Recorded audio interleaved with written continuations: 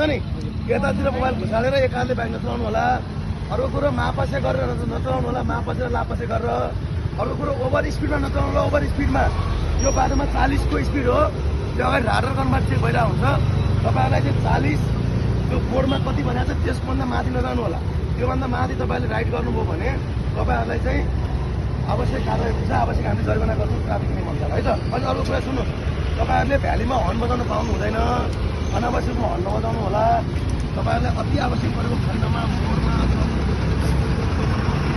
Horn बजाउनै पर्नेको, horn नबजाएपछि दुर्घटना हुन्छ नि भनेको भने मात्रै बजाउनु होला, नत्र अनावश्यक रूपमा हर्न बजाउनु होला।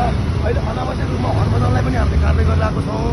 अनि अर्को कुरा सुन्नुहोस् त, यो जुन लेन छ नि लेन, आफ्नो लेनबाट मात्रै हिँडिदिनु होला। यहाँ तपाईँको अहिले पछि के भइरहेको छ भने जो उताबाट आइरहेको छ नि हेर्नु है, त्यो बाइक आइरहेको छ नि, त्यो बाइक आएको भएको छैन, उसको लेनै फरक परिसकेको थियो।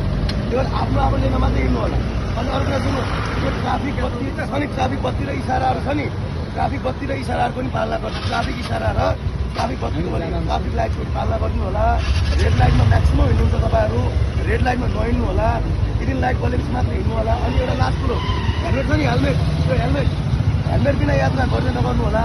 हेलमेटको फिता सर्ट तपाईँको फिता बाँध्नु भएको छैन, हजुरको फिता हो।